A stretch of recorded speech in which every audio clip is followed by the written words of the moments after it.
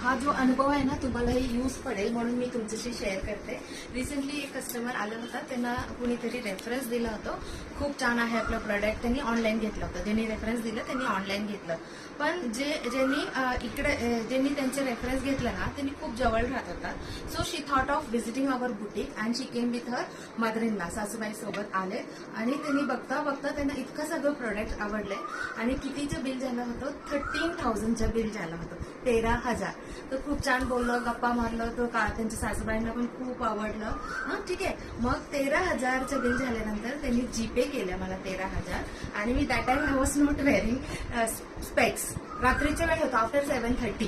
So मी specs नाही घातली होती ऍट दॅट टाइम आणि बघितलं मोबाईलमध्ये 13 आणि 00 दिसलं आणि मी लक्ष नाही दिलं की ते 1300 की 130 की 13,000, काहीच नाही बघितलं. 13 नंतर 0 बघितलं, मी मला येस मिळालं असं सांगितलं. आणि त्याच्यानंतर इतकं बिझी झाली होती मी, कारण की न्यू अरायवल्स अपडेट केल्यानंतर खूप ऑर्डर्स असतं, खूप काम असतं डॅशपॅचची. सो मी एक 5-6 डेजने मी रिटर्नमध्ये सगळं नोटबुकमध्ये अकाउंट्स लिहिते. बघितलं की ते 1300 का बरं, त्यांचं तर बिल 13,000 होती.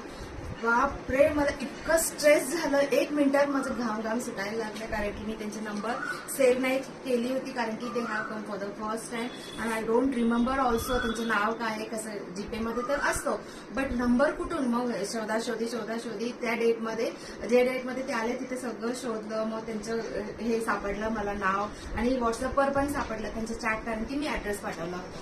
मग मी त्यांना फोन करून सांगितलं, त्यांना सुद्धा तेव्हाच लक्षात आलं आणि शी फेल्ट सो बॅड. आणि त्यांना खरंच लक्षात नाही आलं त्यांना सुद्धा की आपण 1300 केलं, 13,000च्या ऐवजी.